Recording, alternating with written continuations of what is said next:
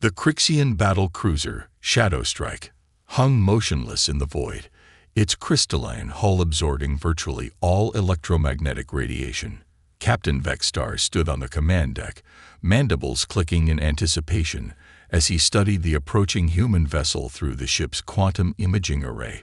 The massive cargo hauler lumbered through space like a wounded prey animal, its holds bulging with valuable resources from the outer colonies. "Prepare boarding protocols," Vextar commanded, his outer eyes fixed on the target, while his inner ones monitored the tactical displays. These humans are said to be clever, but they're new to interstellar travel. They haven't learned proper defense protocols yet. His crew, veteran pirates who had raided shipping lanes across 3 spiral arms of the galaxy, moved with practiced precision. The Crixians had perfected their craft over centuries, employing technologies that most civilizations couldn't even detect, let alone defend against. Their crystalline ships were practically invisible to conventional sensors, and their phase-shift boarding pods could bypass most known shield configurations. Target vessel identified as Chennai Express, Captain, reported his sensor officer. Minimal weapons signature detected. Crew complement approximately 30 humans. Vextar's mandibles curved into what passed for a smile among his species. 30 crew members was barely enough to operate a vessel of that size, let alone defend it. The humans were either overconfident or foolish, perhaps both. "Launch boarding pods on my mark," he ordered, watching as the cargo hauler maintained its steady course, completely unaware of their presence. Standard containment protocol. Disable their communications first, then. "Captain." The sensor officer's voice carried an unfamiliar note of alarm. Energy spike from the target vessel. Before Vextar could respond, the supposedly primitive cargo hauler's hull split open like a blooming flower, revealing a maze of retrofitted mining equipment. Industrial gravitational manipulators, normally used for moving cargo, swiveled to face the Shadow Strike. The Crixian captain had just enough time to recognize his mistake before the humans weaponized physics itself against him. The gravitational manipulators fired in perfect sequence, creating a cascading wave of localized gravity wells. The Shadow Strike's crystalline hull, designed to absorb and deflect energy weapons, proved catastrophically vulnerable to rapidly shifting gravitational forces. Fracture lines appeared across its surface as the ship groaned under impossible stresses. "Impossible," Vextar whispered as his tactical displays lit up with warning signals. "They're using mining equipment as weapons." The human ship wasn't done. Its cargo bay doors opened, revealing not cowering crew members, but a hastily assembled array of electromagnetic pulse generators cobbled together from spare parts and modified shipping containers. The humans had turned their entire vessel into an improvised weapon platform. Evasive maneuvers. Vextar ordered, but the gravitational attack had already compromised their engines. "Launch the boarding pods. If we can get aboard." The electromagnetic pulse hit them before the pods could launch. The Shadow Strike's crystalline structure, already weakened by gravitational stress, amplified the pulse instead of dispersing it. Systems failed across the ship as the pulse cascaded through their neural networks. Through failing sensors, Vextar watched as the cargo hauler's captain hailed them on an open frequency. The human's face appeared on their flickering main display, showing what he would later learn was called a grin. "This is Captain Mayapatil of the Chennai Express," the human announced, her voice carrying a tone that Vextar couldn't quite identify. "We noticed you taking an interest in our ship. Would you like to discuss proper shipping lane etiquette?" As his ship's systems continued to fail around him, Vextar realized the humans hadn't been defenseless at all. They had simply approached defense from a completely different perspective. Where the Crixians had spent centuries perfecting dedicated weapon systems, the humans had looked at their tools and asked, "How can we use this to fight?" "Stand down and prepare to be boarded," Captain Patel continued. "Don't worry, we'll treat you with the same courtesy you planned to show us." That tone in her voice, Vextar realized, was amusement. The humans had not only defeated them, they were enjoying it. As his crew scrambled to restore basic systems, Vextar learned his first lesson about humanity. Never mistake technological simplicity for weakness.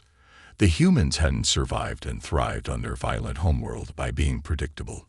They had done it by turning everything at their disposal into an advantage. The second lesson came moments later, when teams of humans in retrofitted mining exoskeletons cut through their hull using industrial plasma torches.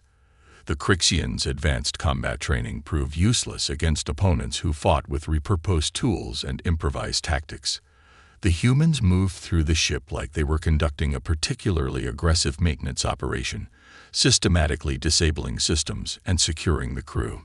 Captain Patul personally led the team that secured the bridge, still wearing that unsettling grin. "Welcome to human space," she said to the captured Crixian captain. "We look forward to a long and educational relationship with your people." Vextar, his mandibles twitching in defeat, realized that the humans hadn't just repurposed their tools, they had turned the entire encounter into a teaching moment. The galaxy's newest spacefaring species was far more dangerous than anyone had realized, not because of advanced technology or superior numbers, but because they refused to accept conventional limitations. The Crixian pirates had arrived expecting to find primitive prey.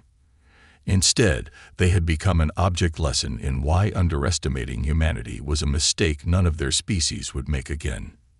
The Earth Trade Alliance headquarters buzzed with activity as representatives from major shipping companies gathered for what the media had dubbed the Pirate Prevention Summit. In the 3 months since the Chennai Express incident, 5 more Crixian raids had been attempted. None had succeeded, but each encounter revealed new tactical challenges that needed addressing. Admiral Zhang stood before the assembled crowd in the main conference hall, her uniform adorned with both military medals and merchant marine citations. She had been chosen to lead the response team precisely because she bridged both worlds, understanding both traditional military doctrine and the improvisational genius of civilian crews. "The Crixians are adapting," she began, bringing up a holographic display of recent encounter data. "They've modified their crystalline hulls to better withstand gravitational stress. Our mining equipment tricks won't work as well anymore. But that's not what concerns me." She paused, letting her gaze sweep across the room. "What concerns me is that they're not the only ones watching." The display shifted to show sensor data from multiple sectors. Other pirate groups had taken notice of human shipping lanes. Some were even more technologically advanced than the Crixians. Humanity needed to stay ahead of the curve. "Which is why," Admiral Zhang continued, "we're going to beat them at their own game. Not with better weapons, but with better thinking."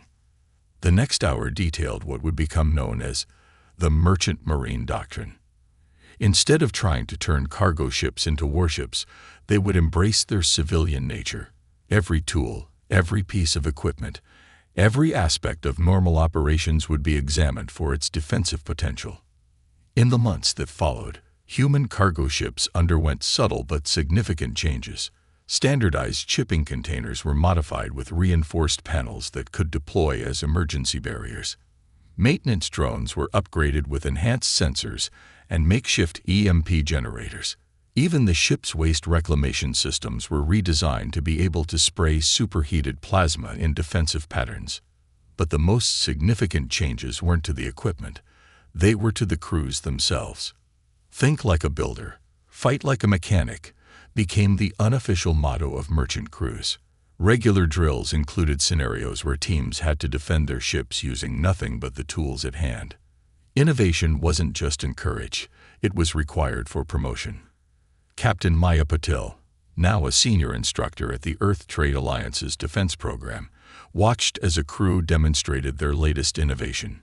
Using modified cargo refrigeration units to create localized zones of extreme cold, capable of crystallizing and shattering the pirates' phase shift technology. "The beauty of it," she explained to a group of new captains, "is that everything serves its original purpose first. We're not warriors pretending to be merchants. We're merchants who understand that everything is a tool, and every tool can be used in multiple ways." The pirates learned this lesson the hard way. A Crixian battle group that attempted to overwhelm a convoy near the Ta City colony found themselves facing ships that turned their own maintenance schedules into weapons. Automated repair drones swarmed their vessels like angry insects, cutting through hull plating with repair lasers. Cargo bay decontamination protocols were reversed, creating shields of purifying energy that disrupted the pirates' boarding technology. But perhaps the most effective deterrent was something the humans had learned from the pirates themselves: reputation. Word spread quickly through the galactic underworld. Human ships weren't easy targets. They were floating boxes of improvised chaos, crewed by beings who could turn a coffee maker into a weapon if they needed to. Admiral Zhang smiled as she reviewed the latest encounter reports. The number of attempted raids had dropped by 60%. The remaining attempts were half-hearted, more like tests of new countermeasures than serious attacks. The pirates were learning, but so were the humans. "We're not just defending our ships anymore," she told her staff during a strategy session. "We're defending our approach to problem solving. The galaxy needs to understand that humanity doesn't think like other species. We don't see limitations, we see possibilities." The Crixians, watching from their hidden bases, had already figured this out. Their combat analysts had identified a disturbing pattern. The longer a battle with humans lasted, the more creative their solutions became.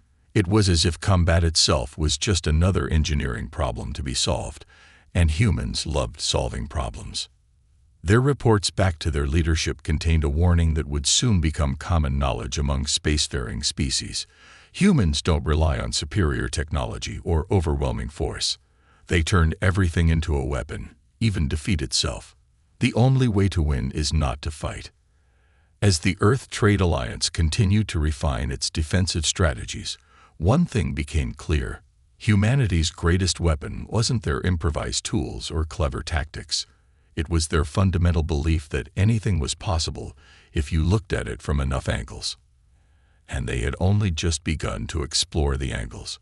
War Chief Kizara of the combined pirate fleet stood before the assembled captains in the ancient asteroid base known as Haven's Shadow. The massive chamber, carved from solid nickel iron millennia ago, held representatives from 12 different pirate clans, an unprecedented gathering. "The humans have made us look weak." Kizara's voice echoed through the chamber. "They've turned our hunting grounds into a laughingstock. Every failed raid encourages more resistance from other species." She activated a holographic display showing trade route data. "Our income has dropped 70% in the last 6 months. This ends now." The plan she revealed was ambitious: a coordinated strike against multiple human shipping lanes simultaneously. They had spent months studying human defensive tactics, cataloging every improvised weapon and unexpected strategy. The pirates had adapted their ships, developed countermeasures, and prepared for every trick the humans had shown them. "They rely on turning our own force against us," Kizara explained. "So we'll use minimal force.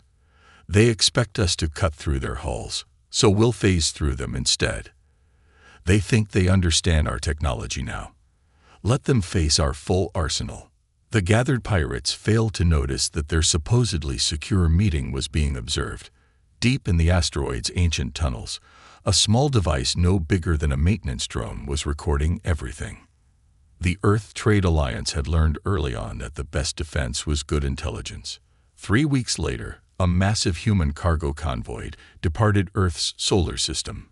20 ships, their holds laden with valuable materials bound for the outer colonies. They appeared to be following standard protection protocols, traveling in formation, maintaining regular communication, running their usual defensive systems. The pirates struck at precisely the planned moment. 60 warships emerged from fold space simultaneously, surrounding the convoy in a 3-dimensional web of firepower. Their improved shields were calibrated to deflect the humans' repurposed mining equipment. Their new phase shift technology was designed to bypass the improvised defensive systems. Kizara watched from her command ship as the first wave moved in. Everything was proceeding according to plan. Too perfectly, she realized a moment too late. The human ships suddenly broke formation, but not in panic. Their movements were coordinated, precise, practiced. The cargo containers that should have been full of valuable materials burst open, revealing not goods but swarms of modified maintenance drones. Not dozens, but thousands. Impossible, Kizura whispered. The energy signatures. They're not carrying cargo at all. These ships are mobile drone carriers. The drones moved with terrifying efficiency, attaching themselves to the pirate vessels. But instead of cutting or disrupting systems, they began broadcasting on all frequencies. The pirates' secure communications networks were suddenly flooded with data, their own data, ship's logs, crew manifests, base locations, supply catches, financial records. Everything they thought was safely encrypted was now being transmitted across open channels. They didn't build a defense, Kizura realized with growing horror. They built a trap. They wanted us to gather our forces. Captain Maya Patel's voice cut through the chaos on an open channel. Attention, combined pirate fleet. You've just participated in the largest intelligence-gathering operation in human history. Every ship in this convoy has been recording and analyzing your tactical data for the past 6 hours. We now have detailed scans of all your advanced technology. The human ships began to move again, but not to attack. They were positioning themselves for synchronized FTL jumps. They had never intended to fight at all. You studied our defensive tactics, Paddle continued, that familiar human amusement in her voice. But did you ever wonder why we only used defensive measures? Why we never struck back at your bases, even though you knew we could track your ships? The answer hit Kizura like a physical blow. The humans had been gathering intelligence, learning the pirates' protocols, studying their technology. Every failed raid had taught them more. Every adaptation the pirates made revealed more of their capabilities. This is your one warning. Admiral Zhang's voice joined the broadcast. The Earth Trade Alliance now has everything we need to dismantle your entire operation. But we're willing to offer an alternative. The terms were transmitted next. Legitimacy in exchange for cooperation. The pirates could register as private security contractors, helping to protect the very shipping lanes they once raided.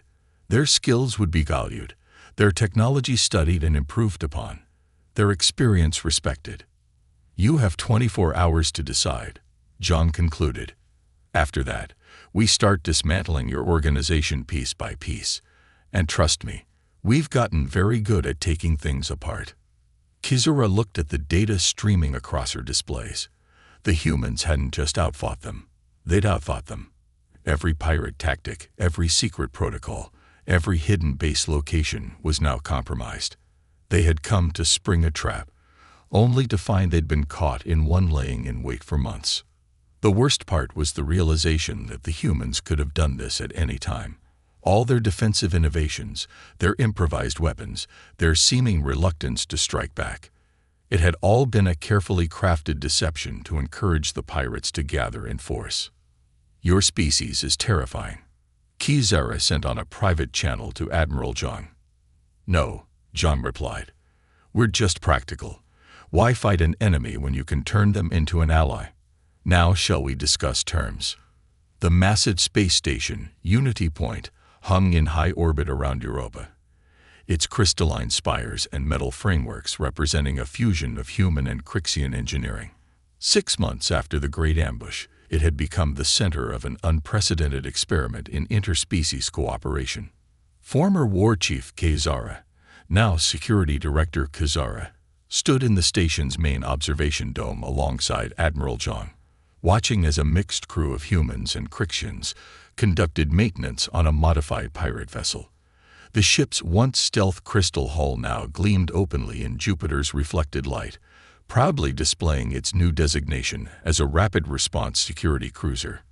They're adapting our phase shift technology to work with your gravity manipulation systems, Kizura observed, her mandibles moving in what humans now recognized as an expression of amazement. The combination shouldn't be possible according to our engineering principles. That's because your engineers start with theory and work toward application, Zhang replied, smiling. Ours start with, wouldn't it be cool if, and work backward to figure out why it should be impossible, then ignore that part and do it anyway.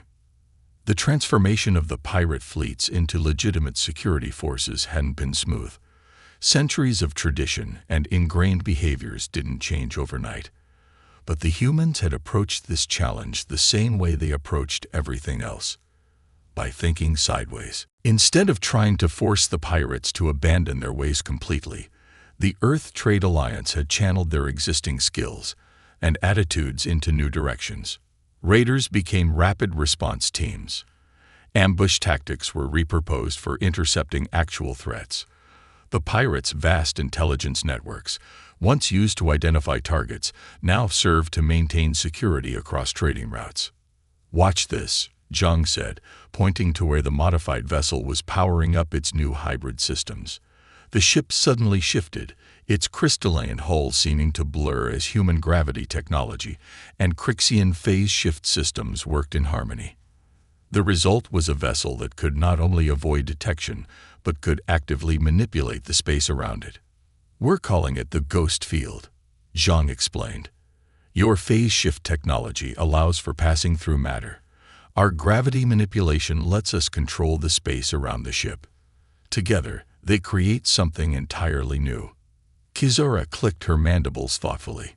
"My people spent centuries perfecting our technology, making small, careful improvements. Your species looks at it for 6 months and completely reimagines its fundamental applications.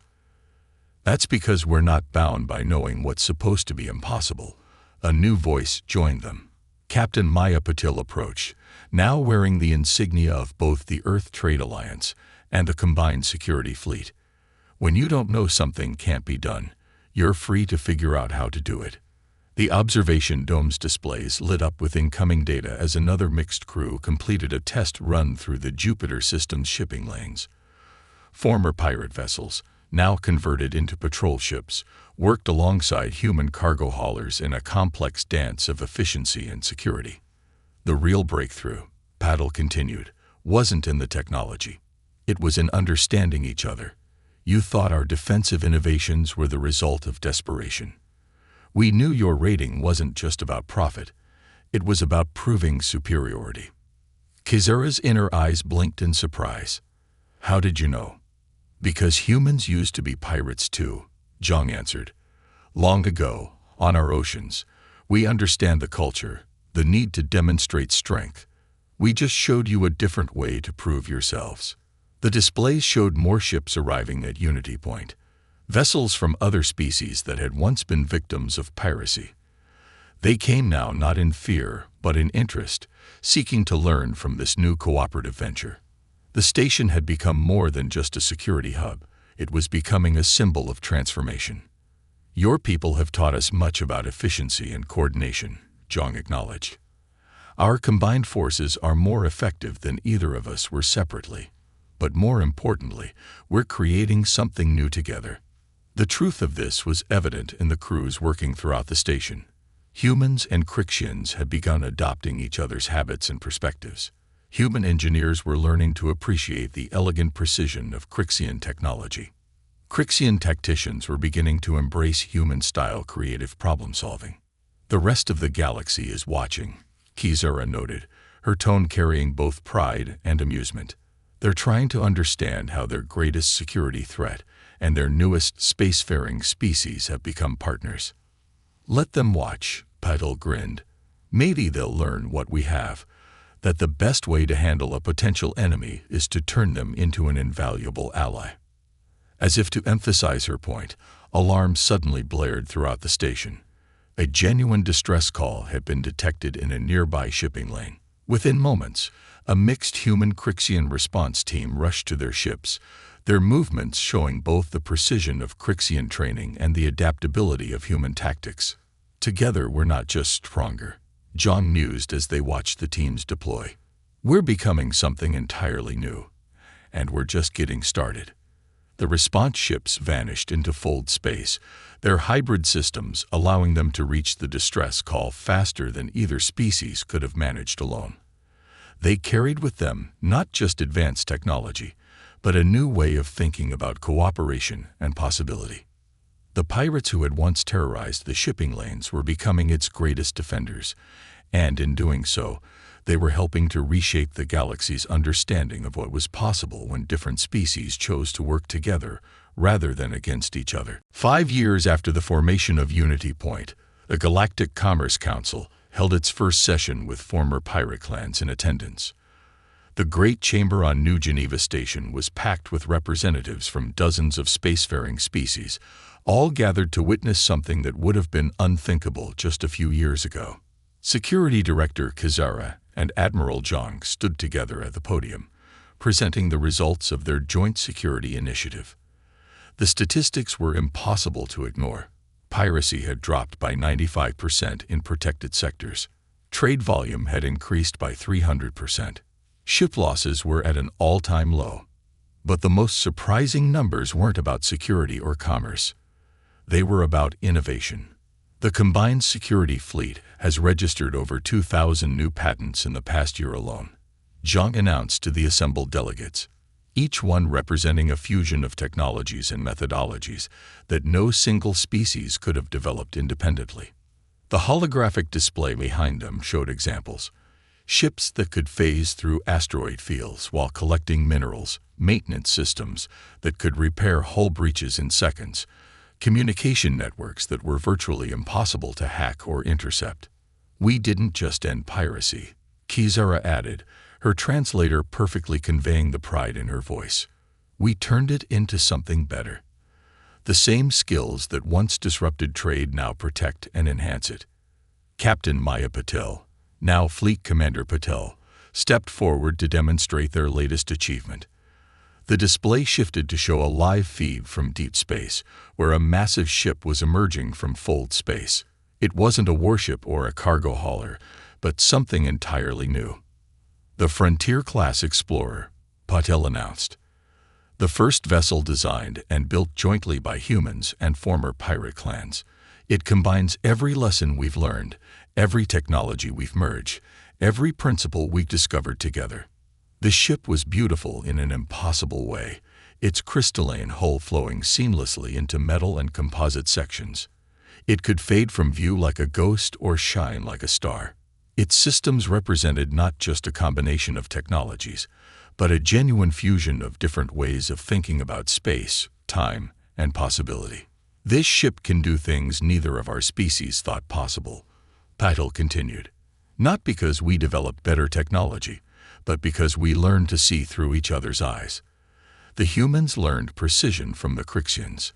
The Crixians learned innovation from us.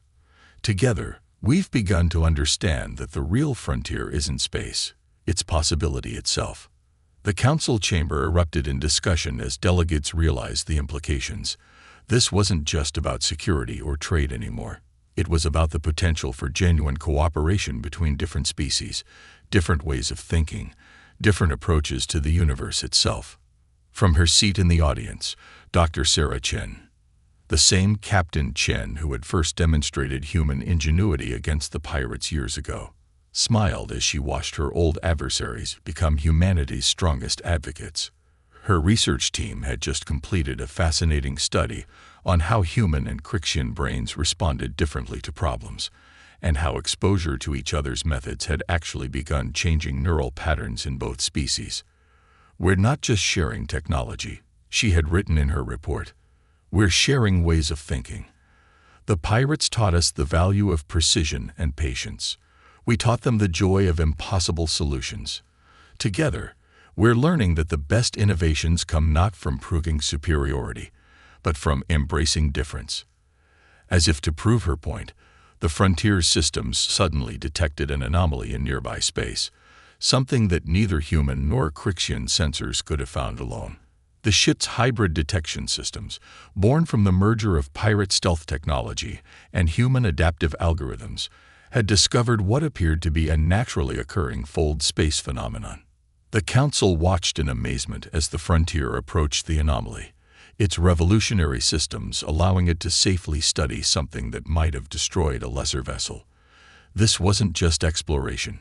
It was a demonstration of what became possible when different species truly learned to work together. 5 years ago, Zhang addressed the council as the frontier continued its investigation. We faced each other as enemies. Today, we face the unknown as partners. And tomorrow, she gestured to the ship on the display. Tomorrow we'll discover things none of us could have imagined alone. Kizera's mandibles moved in what everyone now recognized as a smile. The humans have a saying. The best way to predict the future is to create it. We used to think that meant controlling it through force. Now we understand. It means imagining it together. The council session ended with the unanimous approval of a new initiative to expand the joint security program to all major trading routes. But more importantly, it marked the beginning of a new era in galactic relations. The humans had shown that enemies could become allies, that different ways of thinking could combine to create something greater than the sum of their parts. As the frontier continued its exploration of the space anomaly, its mixed crew of humans and former pirates worked together with the seamless efficiency of a single organism. They were no longer two species cooperating. They were pioneers of a new way of existing in the galaxy. The pirates had come seeking easy prey and found instead their greatest opportunity. The humans had faced a threat and discovered their greatest allies. Together, they had proven that the real technology worth developing wasn't weapons or defenses, but understanding itself. And somewhere in deep space, another ship of the combined security fleet responded to a distress call, its human and Crixian crew ready to demonstrate once again that the best solutions come not from confrontation, but from cooperation. They were no longer pirates and merchants, predators and prey. They were partners in creating a future none of them could have imagined alone.